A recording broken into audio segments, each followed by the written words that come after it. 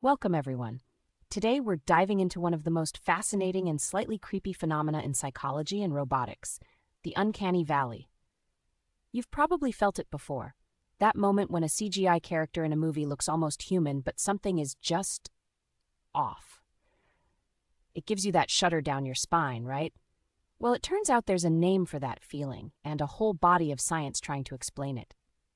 Over the next few minutes, we're going to explore where this idea came from, why it happens, and what it means for the technology we're building today.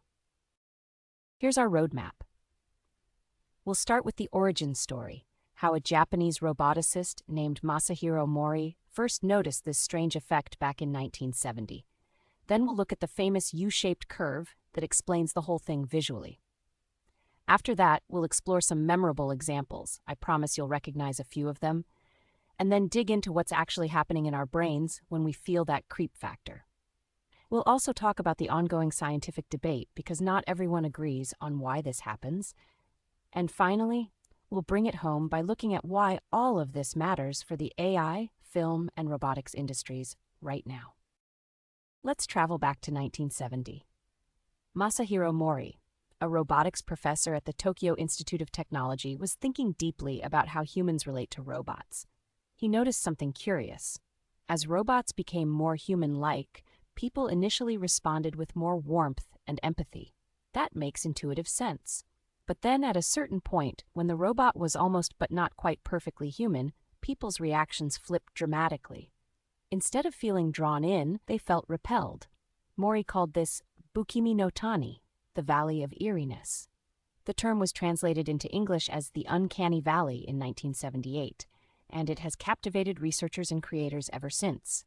What I find remarkable is that Mori was thinking about this decades before CGI characters or modern humanoid robots even existed. He was truly ahead of his time. Now let's look at the curve that made this idea famous. On the horizontal axis, we have human likeness, how much something looks and moves like a real person. On the vertical axis, we have affinity, how positively or comfortably we feel toward it. As you move from left to right, you see something fascinating. An industrial robot barely looks human, and we don't feel much either way. A humanoid robot actually earns our affection.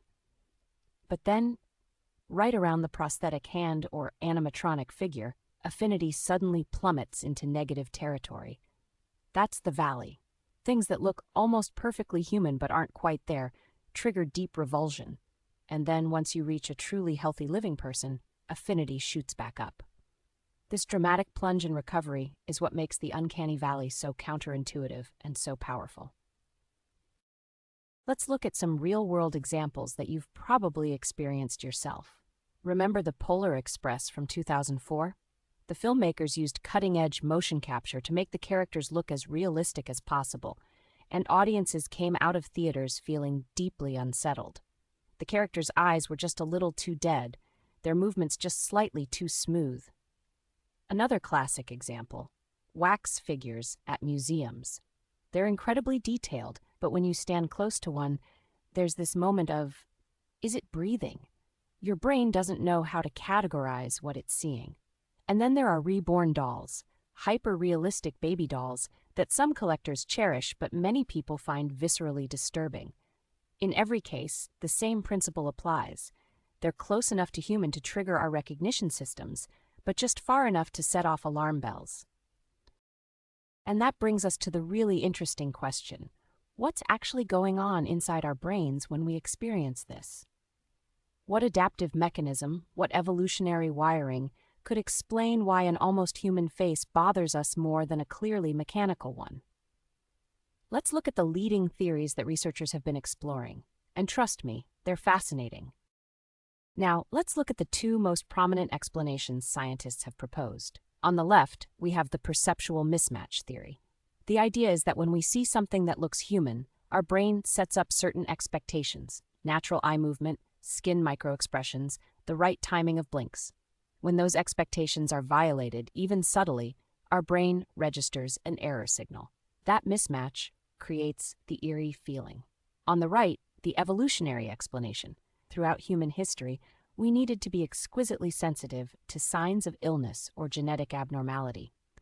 A face that looks human but has something subtly wrong may have signaled danger. Some researchers have even found links between the Uncanny Valley response and immune system activation, a fascinating clue that this might be rooted in our biology, not just our psychology. Of course, in science, nothing is ever quite that simple. The Uncanny Valley has sparked its fair share of debate. One major challenge: the effect is notoriously difficult to study rigorously. It's highly subjective. What creeps me out might not bother you at all. And there's a risk of circular reasoning. We design studies using stimuli we already think will trigger the effect, and then we confirm that they do. Since 2005, when Mori's original paper was translated into English, research has exploded, from 35 papers in 2004 to over 500 by 2015. But many academics still argue about whether the Uncanny Valley is a real, measurable phenomenon with a single underlying cause, or whether it's actually several different psychological effects that we've lumped together under one catchy name. Some even question whether the valley shape is real at all.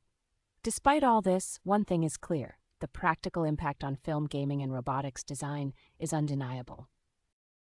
So why should we care about all of this? Because we are building an increasingly human-like technological world. Hollywood studios spend hundreds of millions of dollars on CGI characters, and when they fall into the valley, audiences reject the film. Think about digital de-aging of actors or CGI recreations of deceased performers. Those can be powerful when done right, but disastrous when they land in the valley. In robotics, companies designing social robots for elder care, therapy, or customer service need to navigate this carefully. Make the robot too human-like and users feel unsettled rather than comforted. Even in AI, as chatbots and virtual assistants become more sophisticated, designers need to calibrate how human the interaction feels. The Uncanny Valley isn't just an academic curiosity, it's a practical design constraint that affects billion-dollar industries. So what should we take away from all of this? The Uncanny Valley reminds us that our relationship with technology is not purely rational. It's deeply emotional and shaped by millions of years of evolution. That eerie feeling you get from a not-quite-human face isn't a bug in your psychology. It's a feature. It's your brain doing exactly what it evolved to do, keeping you safe by being exquisitely sensitive to anything that seems just a little bit wrong. As we continue to push the boundaries of robotics, animation, and AI, the Uncanny Valley will remain a fascinating frontier and perhaps the ultimate test of whether we've truly managed to replicate what it means to be human. Thank you.